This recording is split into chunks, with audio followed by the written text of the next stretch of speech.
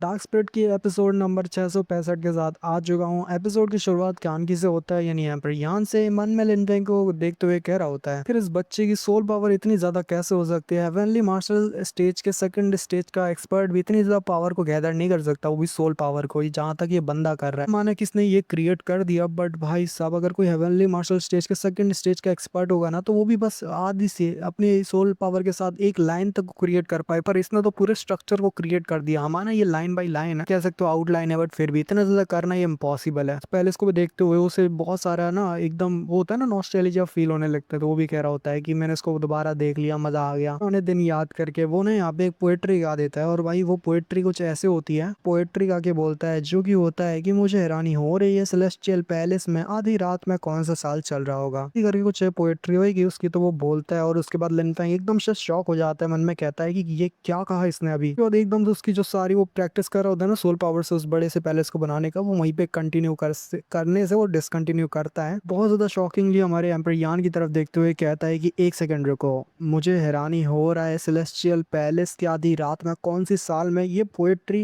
अभी अभी जो पोएट्री बोली है वो तो। और उसके बाद हमारा एम्पर यान भी बोलता है कि हाँ आखिर बच्चे तुझे हो क्या गया है, मैंने तो यहाँ पे बस एक पोएट्री गाई है और तू मेरी तरफ ऐसे शॉकिंगली देख रहा है जैसे तूने कोई भूत देख लिया हो। फिर बोलता है कि आधी रात में उस कितने साल बीत गए होंगे सेलेस्टियल पैलेस में, जो पोएट्री बोली है उसमें जो जितनी भी लाइन है आखिर तुमने कहाँ से सुन ली। एम्पर यान भी कहते हैं कि तू मुझसे ऐसे क्यों पूछ रहा है, और ये तो बस एक पोएट्री है और तू मेरे से ऐसे पूछ रहा है, भले ही एक नॉर्मल पोएट्री है, बट इससे तेरे को क्यों हैरानी हो रही है। लिनफेंग बोलता है, उसे पूरा गा के सुनाता है, और वो पोएट्री बहुत ज्यादा मुश्किल है, बट हाँ मैं बता ही देता हूँ जैसी भी होगी। तो वो मान के चलना है कि बस वो पोएट्री है, ज्यादा कुछ ध्यान नहीं देंगे ज्यादा भी उस पर। चमकता चांद निकला होगा, अपना कप उठाता हूँ और आसमान की ओर देखता हूँ कि आज स्वर्ग में कौन सा साल चल रहा होगा, ये सेलेस्टियल पैलेस में कौन सा साल चल रहा होगा। पूरी पोएट्री गा के सुनाता है, तो भाई पूरा एम्पर यान का रिएक्शन भी लाइक शॉकिंग होता है। वो कहता है, वो खुद चिल्लाते हुए और भूत देखते हुए कि आखिर तुम्हें ये कैसे पता, तुम कैसे जानते हो बच्चे, तुम्हें ये नहीं पता होना चाहिए था। इनफैक्ट पहले पूछता है कि तुम्हें आधा हिस्सा कैसे पता, और तुमने इसको गा के सुनाया तो तुम्हें पहले बताना चाहिए कि आखिर तुम क्यों जानते हो। फिर वो एम्पर गुस्सा हो जाता है और कहता है कि क्या कहा बच्चे, तू कहता है कि एम्पर तेरे को पहले बताइए। एम्पर तो बिल्कुल ऐसा नहीं करेगा, तू पहले बताएगा। फिर लिनफेंग कहता है कि इस पोएट्री को चलो मैं बता ही देता हूँ, इस पोएट्री को मैं जानता हूँ क्योंकि ये पोएट्री जहाँ से है वो वहाँ से मेरा होम टाउन था, तो मुझे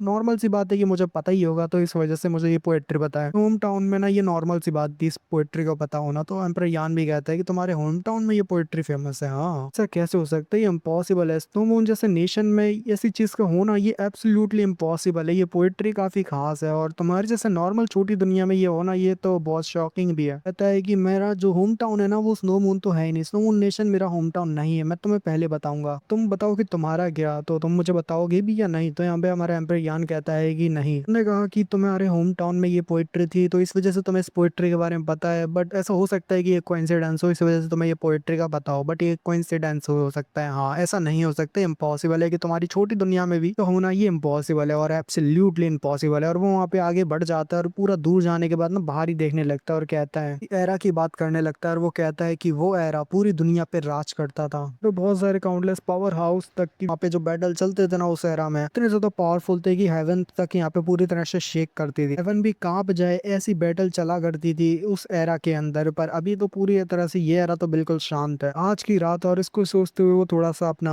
हुफ करता है, और उसके बाद अपनी जो नॉर्मल ह्यूमन फॉर्म होती है उसमें वापस आता है। और लिनफेंग उसी को ह्यूमन फॉर्म लेते हुए फिर मन में सोच रहा होता है कि ये परस्यूडे एम्परर जो है ना काफी ज्यादा ही अकेला है, ये अभी तक डेसोलेशन की हिंट को अपने तक बनाए रखा है, अभी तक इसने मेरे को ठीक से कुछ भी नहीं बताया कि इसका पास्ट क्या है और क्या चल रहा है इसकी जिंदगी में। ठीक से बता तो शायद यहाँ पे बिल्कुल अकेला नहीं होता, बट अभी तो आपको अकेला समझ ही रहा है पूरी तरह से। लगता है कि मैंने जो लाइन बोली होगी इसकी वजह से इसने अपने पुराने बीते हुए कलों को याद कर लिया है, जो उसको बिल्कुल भी याद नहीं करने थे, उन सभी इवेंट्स तक को इसको याद आ चुका है जो मैंने लाइन बोली थी। आज की रात कौन सी साल चल रही होगी सेलेस्टियल पैलेस में, ये पोएट्री को सुन के शायद से अपनी पास्ट का कोई बहुत ज्यादा गहरा सदमा वापस लग गया होगा। फिर वो एम्पर यान के करीब आते हुए कहता है कि एम्पर यान लग रहा है जैसे जो भी लाइन बोली गई है वो एक एक्स्ट्राऑर्डिनरी और टेरिफाइंग जीनियस से निकली है, क्यों सही कहा ना। भी ये लाइन लिनफेंग बोलिए वो बहुत ज्यादा एक्सट्रीमली पावरफुल और टैलेंटेड बच्चा होगा। शायद आपके एरा में वो बच्चा एक महान एम्पर या फिर उससे भी ज्यादा एक महान ग्रेट एम्पर भी बन चुका होगा। कि मैं सही कह रहा हूँ ना? एम्पर यान कहते हैं कि वो लोग जो कि मेरे राइवल भी हैं, लोग जो कि मेरे मौत का कारण भी बने हैं ना, तब भी मैं उनको एडमायर करता हूँ, क्योंकि वाकई में वो लोग बहुत ही ज्यादा पावरफुल है। मानता हूँ भले ही उन लोगों ने मेरे को मार दिया हो या मेरी मौत के कारण बने हो, लेकिन मन में कहते हैं वो पावर हाउसेस जिन्होंने एम्पर यान तक को डिस्ट्रॉय कर दिया उनके एरा में, तक कि पूरे एक अलग ही डायमेंशन को क्रिएट कर दिया और डायमेंशन तक को हिला के रखती है, वो वाकई में एम्पर यान से भी पावरफुल हो, जिनको एम्पर यान तक एडमायर करते हैं और एम्पर यान भी मानते हैं उन लोगों को। सच में बहुत ही ज्यादा पावरफुल लोग होंगे जो पूरे हेवंस तक को हिला दें और पूरे हेवंस तक को शेक कर दें। ऐसे पावरफुल लोग हैं जिन्होंने एम्पर यान को मारा है। अभी नहीं जानता मैं ठीक से कि आखिर एम्पर यान ही वो पर्सन है या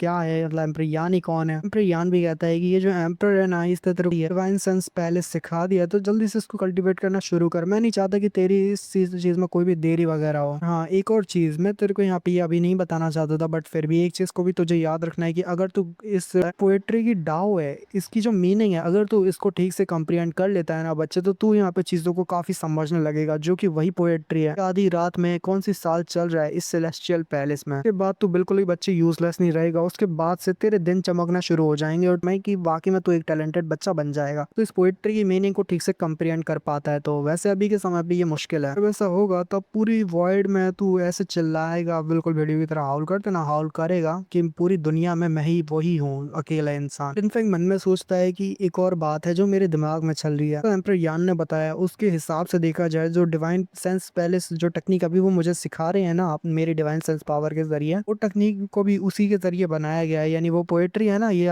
मतलब मैं आधी रात में सोचता हूँ कि कौन सा साल चल रहा है सेलेस्टियल पैलेस में, पोएट्री की कुछ लाइन है। ये पता नहीं इनको बनाने वाला भी कौन मास्टर होगा जिसने भी इन पोएट्री की कुछ लाइनों को भी बनाया है। पता नहीं वो कितना पावरफुल कल्टीवेटर और महान मार्शल गॉड तक वो रीच कर लिया होगा। तो मतलब उसका लेवल जो होगा ना, मतलब वो अलग ही लेवल पे होगा बंदा। महंगे मास्टर एम्पैयान भी कहते हैं कि चलो बच्चे जल्दी आगे बढ़ो, अभी जो इंपॉर्टेंट है उस पर ध्यान दो और जल्दी जितना टाइम है तुम्हारे पास उसमें कल्टीवेट करने पे ध्यान दो। भी कहता है अच्छा ठीक है बुड्ढे खुसड़, मैं आगे जा रहा हूँ, कल्टीवेट कर रहा हूँ। कहता है कि चलो ठीक है, मेरे पास जो कुछ दिन बचे हुए हैं ना, उन दिन के साथ भी मैं आगे बढ़ूंगा और पावरफुल कल्टीवेशन टेक्निक को सीखने की भी मेरे को कोशिश करनी है। फिर पूरा एक महीना गुजर ही जाता है। टियाजुआन मेन पीक में दिखाते हैं कि यहाँ पे बहुत सारे लोग होते हैं और वो कह रहे होते हैं, मतलब बधाई देते हुए कि तुम ऐसे आगे बढ़ते रहो और अपना ये डेजोलेशन फार्म का जो रास्ता है उस पर पूरी तरह से पकड़ने रहना, क्योंकि कुछ भी हो सकता है। तुम्हें केयरफुल रहने की जरूरत है, क्योंकि बाहर की जो पूरी दुनिया है ना वो पावरफुल एक्सपर्ट से भरी हुई है। तो ये जरूर याद रखना, बाहर के डेजोलेशन रिले में कदम दिखाने के बाद तुम्हें शो ऑफ जैसी चीज तो भूल ही जानी है, क्योंकि वहाँ पे बहुत सारे एक्सट्रीमली पावरफुल टैलेंटेड लोग होंगे। यू मैं खास तुमसे कहूंगा कि लिटिल फैंग जो है ना, वो कभी भी किसी को बुली होते हो तो बिल्कुल नहीं देख सकता। तो तुम उसके ऊपर अपनी आंखें बना के रखना इस पूरी जर्नी के दौरान। कोई भी गलत हरकत उसे करने मत देना। अगर कोई कोई वो बचाने की कोशिश करता है, अगर किसी से पंगे लेने की कोशिश करता है तो उसे रोक देना, क्योंकि वो बहुत ज्यादा गुस्से वाला इंसान है। ये लिनफेंग के ऊपर अपनी आंख तो बिल्कुल बना के रखना। तो यू भी कहते चल ठीक है, मैं टीचर इस बात का पूरी तरह से ख्याल रखूंगी। तो यहाँ पे हमारे वेनरेबल लिनफेंग से कहते हैं, लिनफेंग तुमने वाकई में मन बना लिया है जो स्नो ईगल्स है तुम उनको अपनी साइड पे नहीं ले जाने वाले। लिनफेंग बोलता है कि मैं स्नो ईगल्स को अपने साथ नहीं ले जा सकता, चाहता कि अगर स्नो ईगल्स मेरी वजह से मारे जाते तो मैं ऐसा नहीं होने दे सकता। तो यहाँ पे रह के और ताकतवर बनने की जरूरत है। वेनरेबल भी कहते हैं अगर तुम्हारा ऐसे ही सोचना है तो ठीक है लिनफेंग, ऐसा ही ठीक है और मैं तुम्हारी रिस्पेक्ट करता हूँ डिसीजन की, सब कुछ ठीक है। तो मतलब सारी चीजें यहाँ पे तय हो चुकी है। तो लिनफेंग भी कहता है कि टीचर आप अपना पूरी तरह से ख्याल रखना, और बाकी सारे लोग निकल पड़ते हैं। अभी एक ईगल के ऊपर बैठते हुए, जो कि वही ईगल है जो हमारे लिमैंकिंग